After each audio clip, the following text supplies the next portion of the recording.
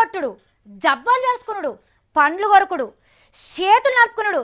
ఏయ్ నువ్వెంత అంటే నువ్వెంత అని ఐషికి తైసి సైసు జర సైసు అనే డైలాగులు టికెట్ లేకుండా సినిమా టాకీస్లకు పోకుండా చూడాలనుకుంటురా?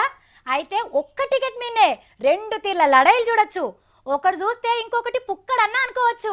మరి దమ్ములు చూపించుకునేందుకు గీ లడాయి చేస్తారా, అక్కడికొచ్చే లడాయా అన్నది ఇంకొన్నొద్దులైతే తెలుస్తుంది. కత్తులు నూరుకునుడు, సుత్తెలు పట్టుకునుడు, నెత్తి పట్టుకొని ముఖం చూసుకోకుండా జరిగే అసెంబ్లీ కొట్లాటలకు 2 రాష్ట్రాల లీడర్లు మొత్తం సయాయిండ్రుల్లా. 2 రాష్ట్రాలలో ఒకటే మల్కల ఒకటే కాడ పంచాదులకు దిగుతున్నారు. కాదనుకుంటే ఎవ్వల కొట్లాట అల్లదే. ఇక మీటింగ్లల్లా కాగితాలు తెరుసుడుకు, నిలబడుడుకు, మాట్లాడుడుకు అన్ని తీర్ల వాస్తు ముహూర్తాలు సరి చూసుకున్నారు.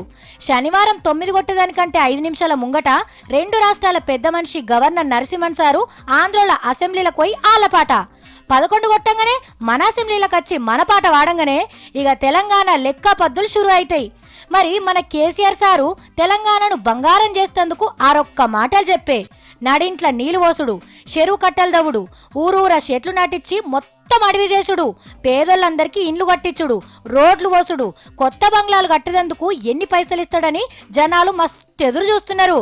అట్లనే అటు చంద్రాల సార్ మీద కూడా వాళ్ళ రాష్ట్ర పనులు షాన్నే ఆశలు పెట్టుకున్నారు. మరి ఉప్పు నెరపకాయకు తిప్పలు పడే సంసారాలకు 2 ముఖ్యమంత్రి సార్లు ఆసరైతారో ఇంకింత ఆగం చేస్తారో చూడాలిగా.